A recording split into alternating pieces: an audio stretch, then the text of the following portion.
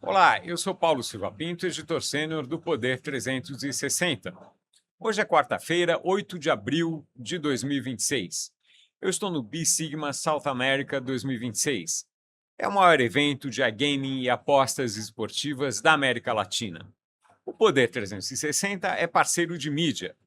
Está transmitindo entrevistas ao vivo diretamente deste estúdio, dentro da conferência. As entrevistas estão disponíveis no canal do Jornal Digital no YouTube. Eu estou aqui com o embaixador de Malta no Brasil, John Aquilina. A entrevista, a partir de agora, será em inglês.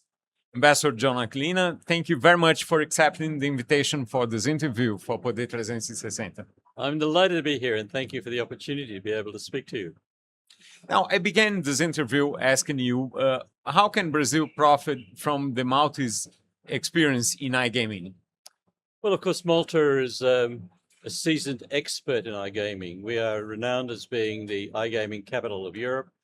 We've had many, many years of regulated iGaming in Malta and, of course, expanding that throughout Europe and now expanding it to other parts of the world as well.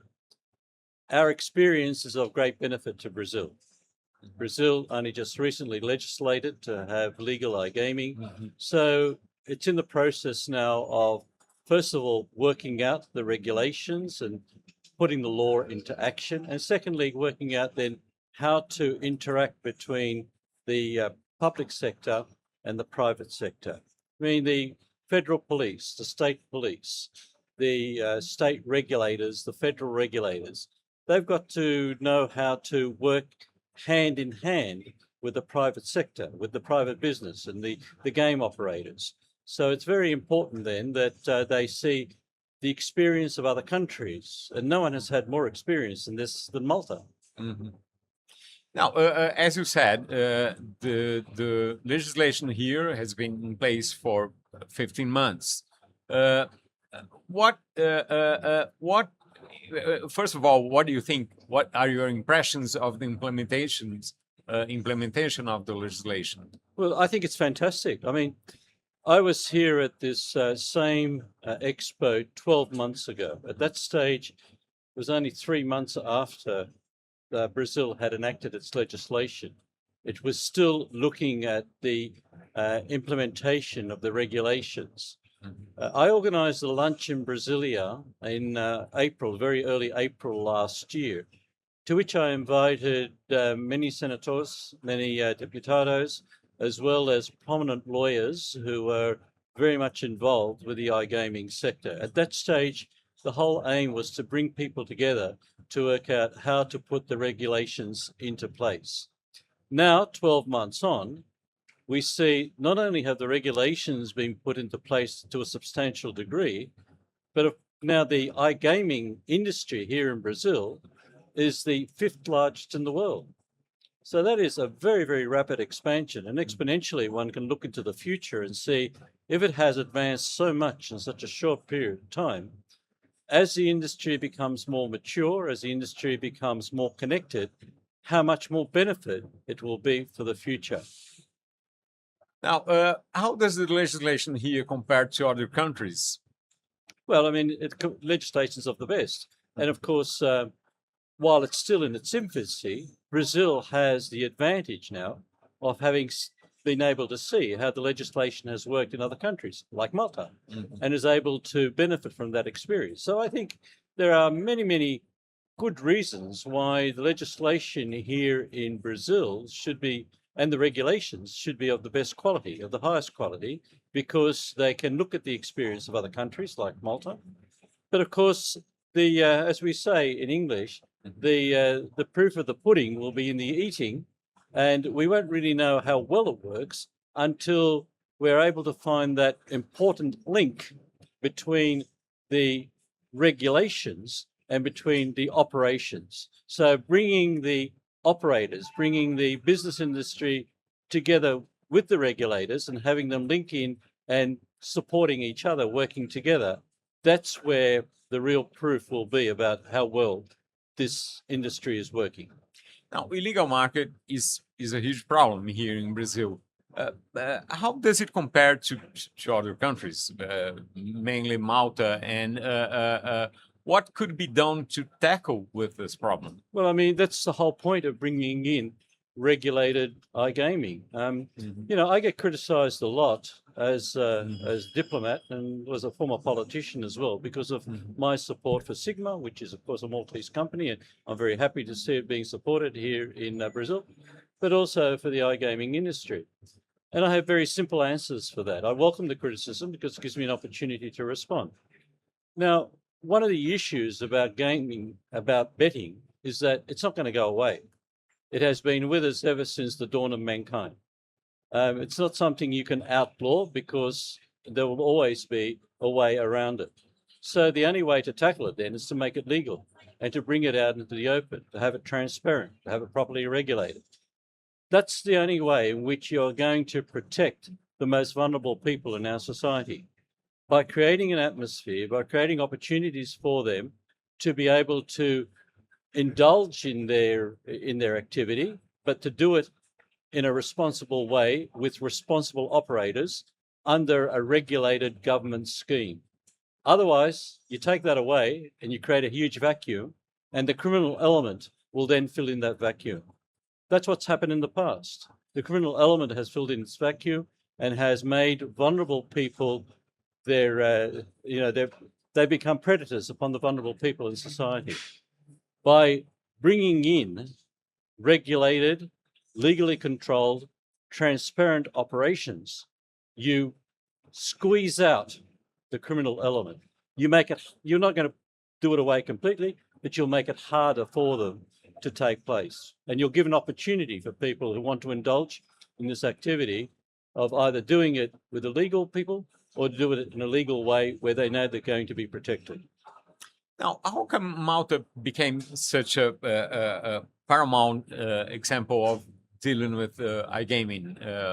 What was the history of success? Malta is a very resourceful country. We've had to be, because unlike Brazil, which is so large and has such a large population, we are very small. I mean, we're a barren rock in the middle of the Mediterranean Sea, and we've been there for 7,000 years, surviving, and including our language, which has survived even with a very small population.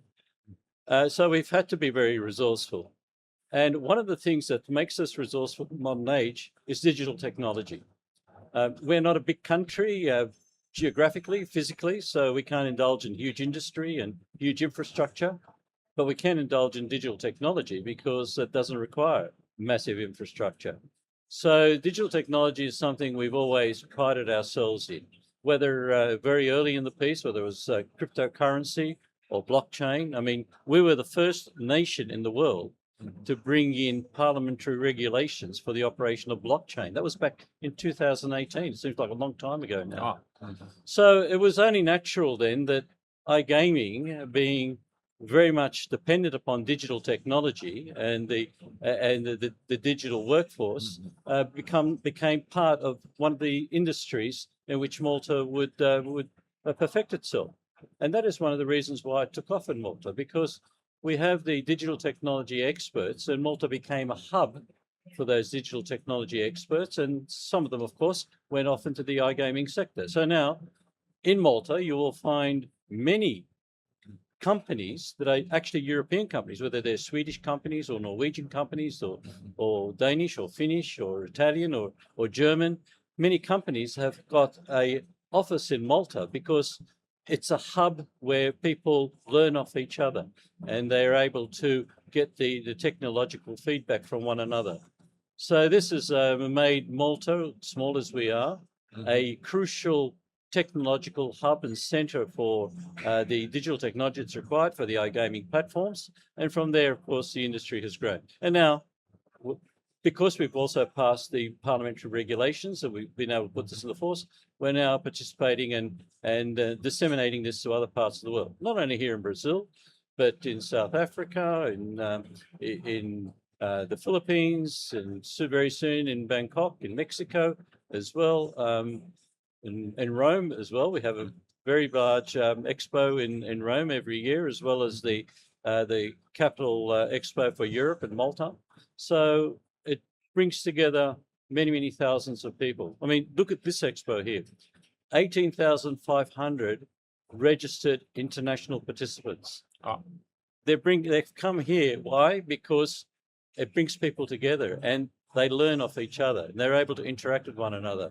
And the operators and the people who provide the digital platforms, the people who provide the operational procedures, the people who are able to train the operators, they're all here and they're all meeting with each other and they're all gaining knowledge from one another. And it's been a company like SiGMA from Malta that's enabled this to happen here in São Paulo for the 4th time already. Mm-hmm. Now, do you have casinos in Malta, physical casinos? We have physical casinos. We have 3 of them.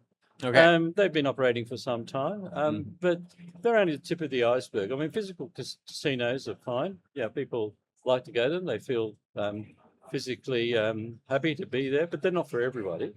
And so the iGaming is a way of then filling in a vacuum for people who don't like to go physically to casinos. They want to do it online. They find it more